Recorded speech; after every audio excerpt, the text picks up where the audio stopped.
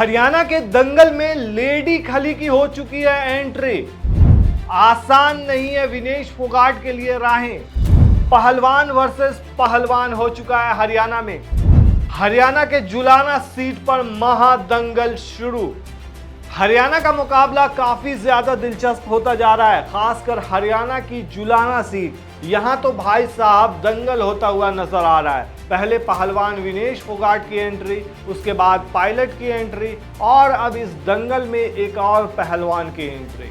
विनेश फोगाट और कैप्टन का सामना करने के लिए आम आदमी पार्टी ने लेडी खली पर भरोसा जताकर उन्हें भी मैदान में उतार दिया है। मतलब राजनीति के रिंग में अब पहलवान वर्सेस पहलवान हो चुका है। दरअसल हरियाणा विधानसभा चुनाव के लिए नामांकन की अंतिम तारीख गुरुवार को समाप्त हो रही है। भारतीय जनता पार्टी, कांग्रेस सहित तमाम दलों की तरफ से उम्मीदवारों के नाम को अंतिम रूप दिया जा रहा है। सबसे दिलचस्प मुकाबला जुलाना सीट पर ही होने जा रहा है। देश भर में इसकी चर्चा है। दरअसल आम आदमी पार्टी ने कविता दलाल को मैदान में उतारकर यहां के मुकाबले को बेहद रोचक बना दिया है। जेजेपी की तरफ से भी इस चुनाव में अमरजीत ढांडा चुनावी मैदान में है।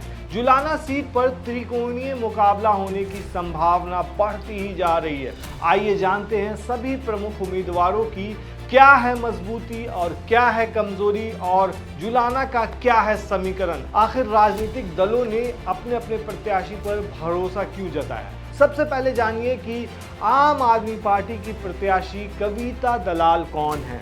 दरअसल वो WWE रेसलर रह चुकी हैं। उन्हें लेडी खली के नाम से भी जाना जाता है। कविता जुलाना के मालवी गांव की रहने वाली हैं। वो सलवार कुर्ती पहनकर WWE के रिंग में उतरा करती थी।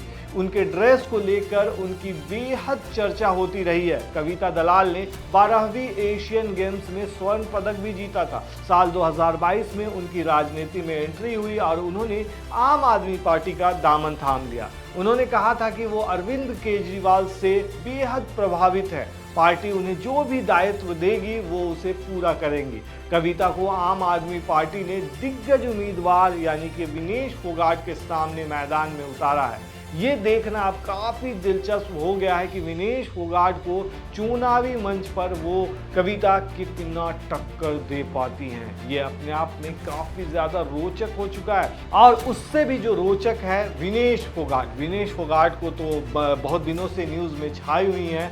विनेश फोगाट हरियाणा की धाकड़ रेसलर हैं। हाल के ही दिनों में आंदोलन में हिस्सा लेने की वजह से वो काफ़ी ज़्यादा चर्चा में रही थी।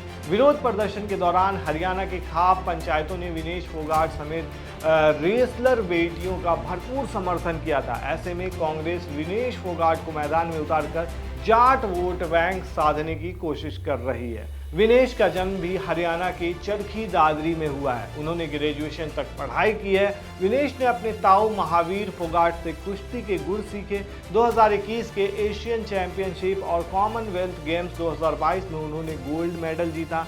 2018 में उनकी शादी पहलवान सोमवीर राठी से हुई। 2023 में कुश्ती संघ के पूर्व अध्यक्ष बृजभूषण शरण सिंह पर यौन शोषण के आरोप लगाए थे उन्होंने। 2024 में विनेश 50 किलो वजन वर्ग के फाइनल तक पहुंच गए, लेकिन फाइनल से पहले 100 ग्राम वजन बढ़ने पर वो डिस्क्वालीफाई कर दी गई। बाद में उन्होंने 8 अगस्त को कुश्ती से संन्यास ले लिया। 6 सितंबर को उन्होंने रेलवे की नौकरी छोड़ दी और फिर वहां से इस्तीफा देते हुए कांग्रेस में शामिल हो गई और इसी दिन कांग्रेस ने उन्हें जुलाना से टिकट भी दे दिया। वहीं गौर से देखा जाए तो कांग्रेस के साथ गठबंधन की बातचीत टूटने के बाद अब आम आदमी पार्टी के उम्मीदवार कई सीटों पर, जुलाना ही नहीं, कई सीटों पर कांग्रेस के लिए परेशानी बढ़ा सकते हैं। जुलाना ही एक सीट नहीं है जहां कांग्रेस को आम आदमी पार्टी चुनौती देती नजर आ रही है। ऐसी कई सीटें हैं। अब ये समझिए कि पहलवान वर्सेस पहलवान में किसके समीकरण ज़्यादा बैठ सकते हैं, मतलब कौन जीत सकता है। आम आदमी पार्टी की उम्मीदवार कविता ने अपने करियर की शुरुआत पावर गेम वेट लिफ्टिंग से की थी। उसके बाद WWE रेसलिंग में अपने शानदार प्रदर्शन के दम पर एक अलग पहचान बनाने में सफल हुई। अब राजनीति की दुनिया में कविता दो हाथ करने को तैयार हैं। कविता दलाल को जुलाना से आम आदमी पार्टी से टिकट मिलने के बाद से विनेश फोगाट के लिए मुश्किलें तो खड़ी हो ही गई है। अब दोनों पहलवानों के बीच चुनावी मुकाबला होगा। रिंग में अलग मुकाबला, अब यहाँ अलग मुकाबला, इसलिए इस सीट पर पूरे देश भर की नज़र लगी हुई है।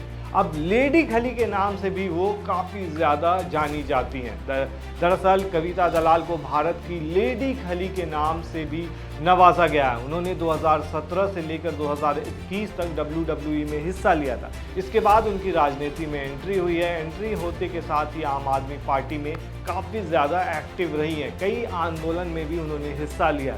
दिल्ली में भी हुए आंदोलन में उन्होंने भाग लिया था। हरियाणा में जब आम आदमी पार्टी की तरफ से चुनाव अभियान की शुरुआत हुई थी तो इसमें भी उन्होंने बढ़ चढ़कर हिस्सा लिया था। तो इससे उम्मीद की जा सकती है, जाना जा सकता है वो ज़मीन से जुड़ी हुई हैं, इसलिए विनेश फोगाट के लिए ये चिंता का विषय है।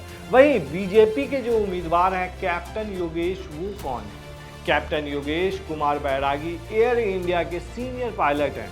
वो हरियाणा के सफीदों के रहने वाले हैं। 35 साल के योगेश कुमार बैरागी राजनीति में आने से पहले देश के प्रमुख विमानों में सीनियर कैप्टन के तौर पर काम कर रहे थे। उन्होंने कोरोना के वक्त में वंदे भारत मिशन में भी अच्छी खासी भूमिका निभाई थी। तो ऐसे में वो भी ज़मीन से जुड़े हुए हैं। और उससे भी बड़ा सवाल, आखिर बीजेपी ने उन पर दांव क्यों खेला है? चलिए इसको भी समझ लीजिए। दरअसल बीजेपी ने जुलाना सीट पर कैप्टन योगेश बैरागी को टिकट देकर पिछड़े वर्ग को साधने का काम किया। जुलाना विधानसभा सीट जाट बहुल है। चुनाव आयोग के आंकड़ों के मुताबिक यहाँ 81,000 जाट वोटर्स हैं, जबकि हल्के में पिछड़े वर्ग के 33,608 वोटर हैं। इसके अलावा इस सीट पर 29,661 वोटर्स अनुसूचित जाति से आते हैं।